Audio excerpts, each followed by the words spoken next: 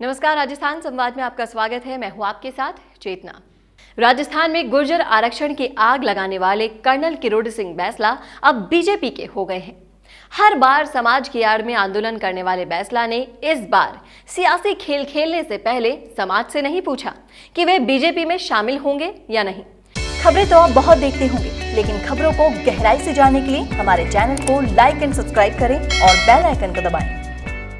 जब भी बैंसला आंदोलन करते थे तो वे हमेशा समाज की आड़ में ही पूरे राजस्थान को जाम कर देते थे, लेकिन इस बार कर्नल साहब ने सियासी पारी फिर से शुरू करने के लिए समाज का नहीं बल्कि बीजेपी का सहारा लिया।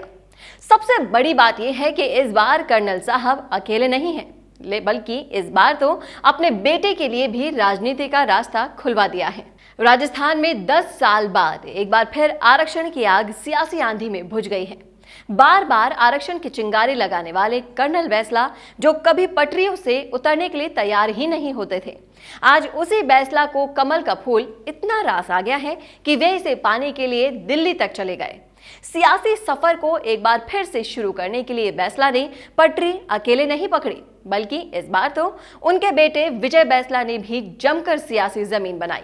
कर्नल का सियासी आंदोलन तो उस वक्त ही शुरू हो गया था जब बैंसला ने फिर से आंदोलन का बिगुल बजाया, लेकिन इस बार कर्नल बैंसला खुद के लिए नहीं बल्कि बेटे विजय बैंसला के लिए सियासी जमीन टटोल रहे थे। जो आपने भाजपा ज्वाइन की है, क्या मुख्य कारण रहा?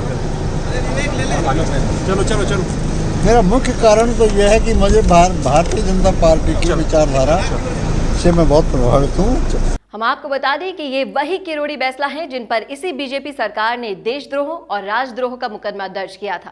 कर्नल बैंसला का बीजेपी से दामन थामने के बाद अब गुर्जर नेता ही अपने मुखिया पर सवाल खड़े कर रहे हैं।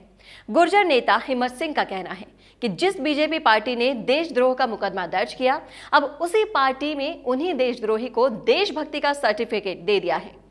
बीजेपी सरकार में हुए गुर्जर आंदोलन में 73 लोगों की मौत हो गई थी, लेकिन इसके बावजूद भी कर्नल साहब ने बीजेपी का ही दामन थाम लिया, जो कहां तक सही है। भाजपा पार्टी के शासनकाल में 73 लोगों को शहीद कर दिया, हजारों लोगों के खिलाफ मुकदमे दर्ज किए गए, हजारों लोगों को जेल में ठूस दिया गया। हमारे खिलाफ और बैंसला जी के खिलाफ देशद्रोह और राजद्रोह के मुकदमे दर्ज किए गए। उसी भाजपा की पार्टी के गोद में जाके बैंसला जी बैठ गए हैं। क्या बैंसला जी को भाजपा पार्टी ने अब देशभक्ति का सर्टिफिकेट दे दिया, जो हमें देशद्रोही और राजद्रोही बताया गया जो आंदोलन किया गया था तब? तो क्या भाजपा ने अब उनको देशद्रोही से अब देशभक्ति का सर्टिफिकेट दे दिया? दूसरी बात यह कि बैंसला जी का जो निर्णय है वो, क्योंकि उनकी पुरानी पार्टी थी, वो पुरानी पार्टी में चले गए। इस निर्णय से समाज में कोई फर्क नहीं पड़ने वाला। समाज के आंदोलन में जो समाज ने जो पिछड़ों के लिए आंदोलन किया था, उस आंदोलन को हम जारी रखेंगे और समाज को हम वाजिब हक दिला के रहेंगे। ये पहली बार नहीं है जब कर्नल किरोड़ी बैंसला सियासी मैदान में उतरकर अपनी ताकत झोंक रहे हैं, बल्कि इससे पहले भी वे चुनाव लड़ चुके हैं। किरोड़ी सिंह बैंसला 2009 में सवाई माधोपुर सीट से बीजेपी के लिए लोकसभा का चुनाव लड़ चुके हैं। हालांकि इसमें उन्हें हार झेलनी पड़ी थी।